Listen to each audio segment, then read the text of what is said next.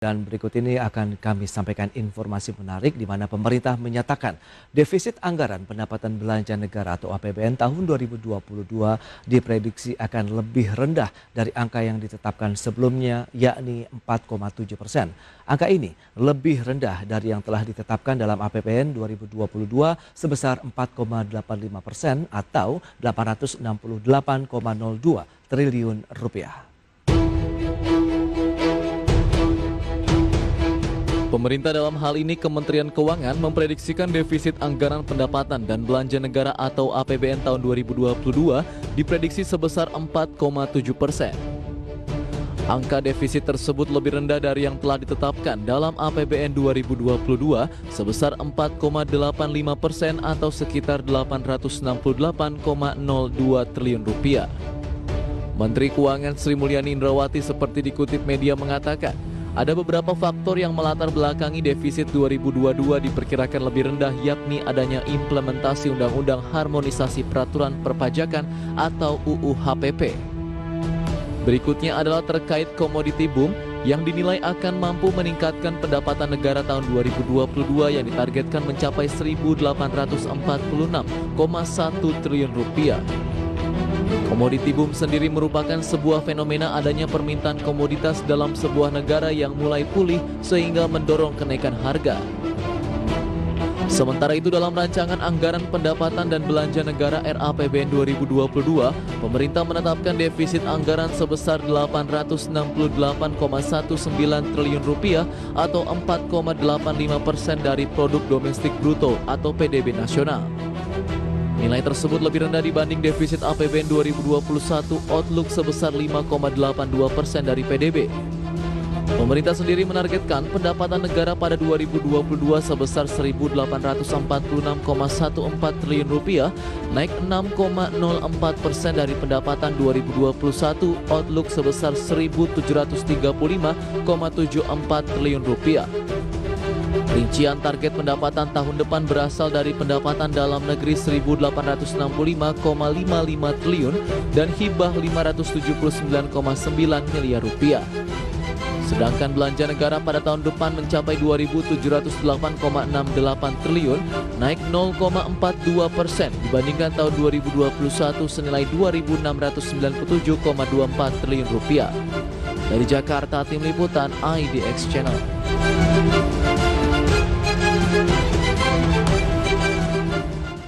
Ya, pemirsa, untuk membahas tema menarik selanjutnya mengenai defisit APBN 2022 yang diprediksi sekitar 4,7%, kita sudah tersambung melalui Zoom bersama dengan Bapak Eko Listianto. Beliau adalah Wakil Direktur Indef. Ya, selamat pagi menjelang siang ini, Pak Eko. Ya, selamat pagi. Ya, apa kabar hari ini? Salam sehat. Alhamdulillah sehat ya. Baik, terima kasih atas waktunya. Langsung saja kita akan review bagaimana dengan kondisi fundamental Indonesia, ya. Baik dari sisi pertumbuhan ekonomi kita, kemudian inflasi, dan juga Anda melihat beberapa parameter yang mendukung tadi bahwa di tahun depan ekonomi Indonesia akan lebih baik sehingga defisitnya bisa ditekan ini. Pak Eko, silakan. Ya, begini ya Mas Pras ya, kalau dikatakan lebih baik, memang tren pemulihan ini sudah terjadi ya.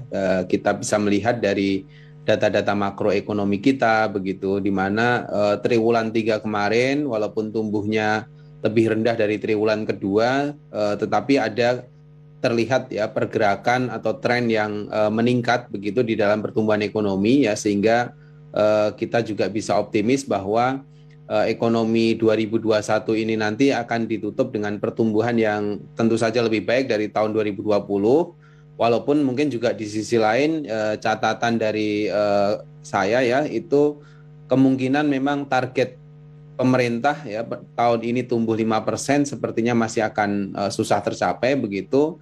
Mungkin angka realistisnya ya sedikit di bawah 4% begitu ya di tahun ini begitu. Dan tahun depan ya ada tantangan juga ya, ada beberapa aspek yang bisa menstimulasi perekonomian lebih tinggi lagi, terutama adalah aspek terkendalinya ya pandemi ini relatif terkendali di Indonesia. Mudah-mudahan tidak ada lonjakan kasus COVID-19 lagi sehingga kemudian kita bisa lebih optimis begitu ya, melakukan aktivitas ekonomi di 2022 begitu Mas Pras. Baik, Proyeksi sendiri di tahun depan lebih rendah lah daripada sebelumnya, 4,85% menjadi 4,7%. Beberapa latar belakangnya ada komoditi boom, kemudian penerapan dari undang-undang harmonisasi peraturan perpajakan atau UU HPP ini. Pak Eko, bagaimana? Apakah memang ini yang bisa menjadi boosternya?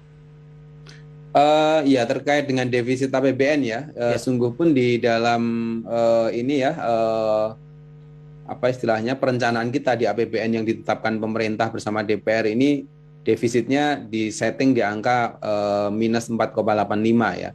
Tetapi pemerintah optimis bisa mencapai di bawah itu ya, sudah disampaikan Bu Menteri Keuangan bahwa kemungkinan di 4,7. Ya. Saya rasa memang tadi ya beberapa faktor tadi ya, saya sepakat ada katakanlah ya sisi optimisme bisa mencapai penerimaan yang lebih baik sehingga kemudian target defisit bisa ditekan begitu.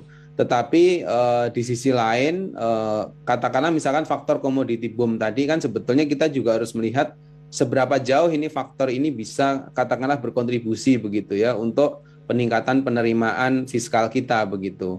Nah, di luar itu juga undang-undang HPP memang ya dimungkinkan akan ada peningkatan, tetapi yang harus kita ingat undang-undang HPP ini kita laksanakan di saat memang sebetulnya kita dalam proses pemulihan ekonomi ini tahapnya masih transisi begitu ya, masih belum mengalami akselerasi ya.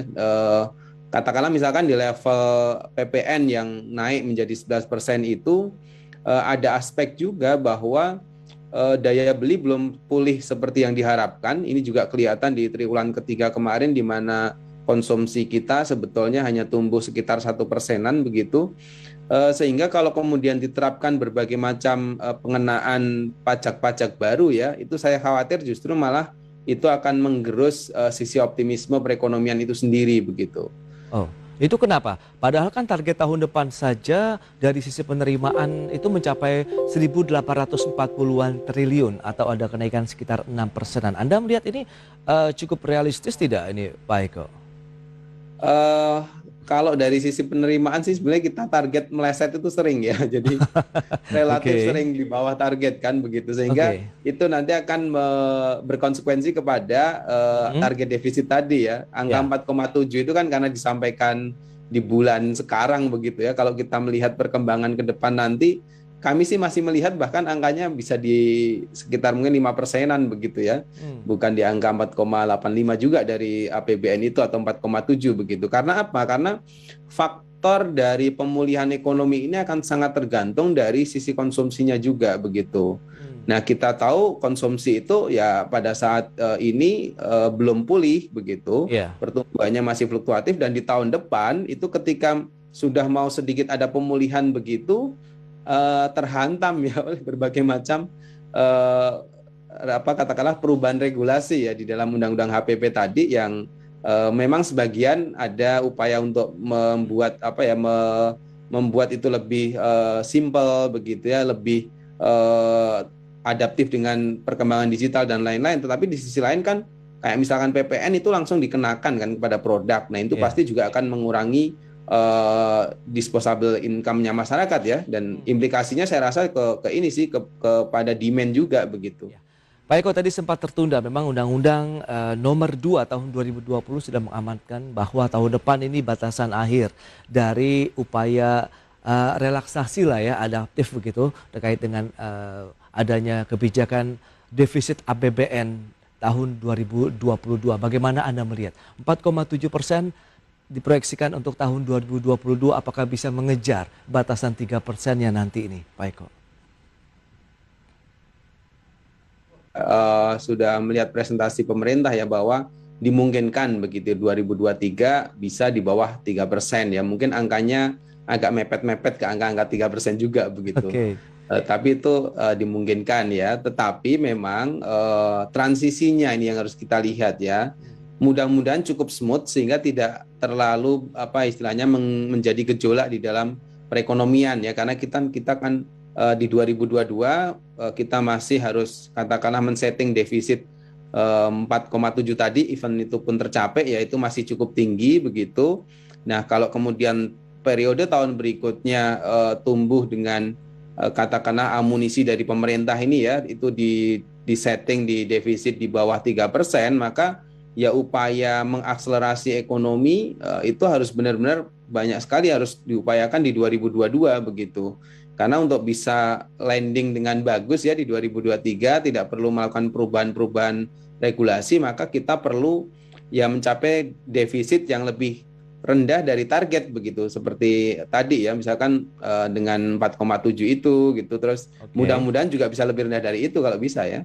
Ya, Anda kan juga menyebutkan shortfall ini masih menjadi kendala klasik dari sisi penerimaan perpajakan di Indonesia. Bagaimana dengan undang-undang harmonisasi penerimaan pajak tadi begitu? Apakah bisa mengejar ataupun paling tidak meminimalisasi shortfall-nya sendiri ini, Pak Eko? Ya, dari sisi hitungan setahu saya itu bisa meningkatkan pajak sekitar 130 triliun ya penerimaan dari perubahan regulasi tadi itu. Nah, tetapi di sisi lain kita juga harus katakanlah mengembangkan skema-skema di luar konteks UU HPP ini begitu ya. Seperti misalkan mungkin apakah memang kita perlu gitu ya, maksud saya perlu juga gitu ya untuk katakanlah melihat ini kan yang kita ekspor ini seiring booming komoditas kembali ya, ini kan banyak kan juga mineral dan batu bara begitu ya. Itu mungkin menurut saya juga perlu dikenakan pajak ekspor untuk kepentingan dalam negeri juga begitu. Dan di sisi lain sebetulnya urgensinya tidak hanya mengejar penerimaan Mas Pras, tapi juga bagaimana mengefektifkan sisi belanja.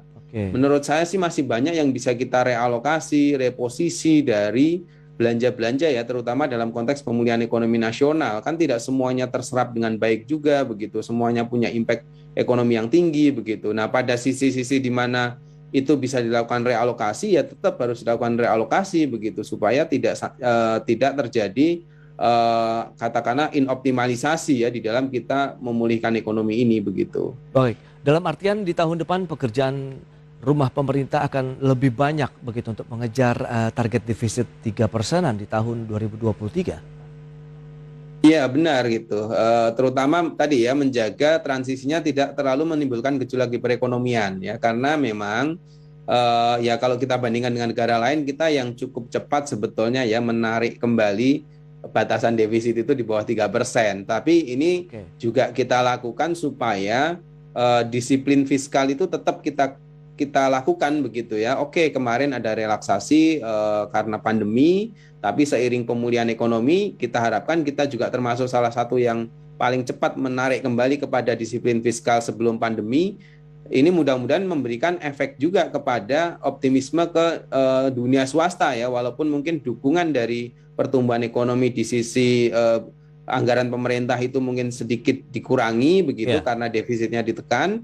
Tapi di sisi lain kalau ada optimisme dari swasta yang lebih tinggi karena ternyata pemerintah memang konsisten dengan kebijakannya. Nah itu bisa menimbulkan efek yang saya rasa lebih bagus begitu bagi perkembangan juga sisi swasta begitu. Oke, yang menarik ini Pak Eko, dengan beragam insentif yang diberikan selama pandemi ya, baik dari tahun 2020, 2021 begitu, bagaimana dengan kondisi dunia usaha di tanah air apabila memang insentif tadi dicabut atau bahkan dikurangi misalnya begitu untuk mengejar target defisit di tahun 2022 mendatang? Apakah nanti akan ada sedikit goncangan lagi nih dari dunia usaha di Indonesia?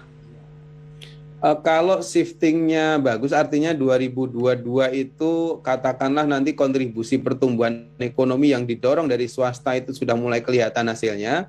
Sebetulnya nanti tidak ada persoalan ya, artinya tidak akan membuat keterkejutan yang luar biasa di sisi swasta juga gitu. Karena kan ini sudah direncanakan dari awal tahun, bahkan dari tahun lalu ya, sejak undang-undang itu ditetapkan ya sudah tahu 2023 memang akan terjadi katakanlah quote-unquote pengetatan kembali ya anggaran dari pemerintah dengan defisit yang lebih rendah, kembali ke normal lah kira-kira begitu. Nah, sehingga dunia swasta pun juga harus melihat itu begitu ketika juga katakanlah melakukan perencanaan-perencanaan ke depan ya, ketika mereka juga harus melihat bahwa 2023 semua yang katakanlah stimulus yang diberikan oleh pemerintah ini memang sedikit demi sedikit akan dikurangi, dan sebetulnya sudah dimulai kan dari misalkan tahun 2021 ini untuk bansos kan tidak segede yang tahun lalu gitu ya. Oke. Terus kemudian 2022 juga akan lebih kecil lagi. Nah, itu sebenarnya tanda-tanda sebenarnya kita menuju kepada fase normalnya. Nah, tinggal yang kita belum tahu kan pandeminya apakah sudah relatif memang sangat berkurang. Yang mudah-mudahan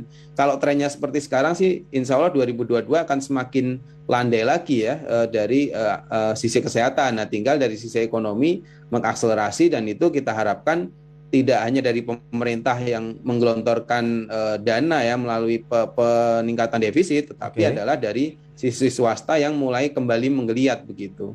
Nah, optimisme Anda sendiri melihat bagaimana dengan proses recovery? Karena kan banyak juga sektor yang masih menjerit hingga saat ini karena tidak semua sektor juga mendapatkan insentif yang sama dengan sektor lainnya misalnya begitu, Pak Eko.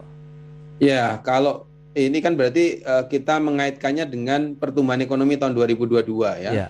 Pemerintah mentargetkan bisa tumbuh 5,2. Memang angka ini sepertinya cukup optimis karena kalau saya melihat juga tantangannya itu tidak hanya dari internal bahwa tadi dunia usaha memang masih banyak yang menjerit begitu, tapi di sisi eksternalnya ada pemulihan yang tidak rata antara negara maju dengan negara berkembang, di mana negara maju lebih cepat pulih, mereka lebih bisa mengantisipasi misalkan kayak ada risiko tapering off atau risiko kenaikan inflasi dan lain-lain. Negara berkembang sampai saat ini masih berkutat pada percepatan vaksinasi ya. Di tahun depan itu akan menjadi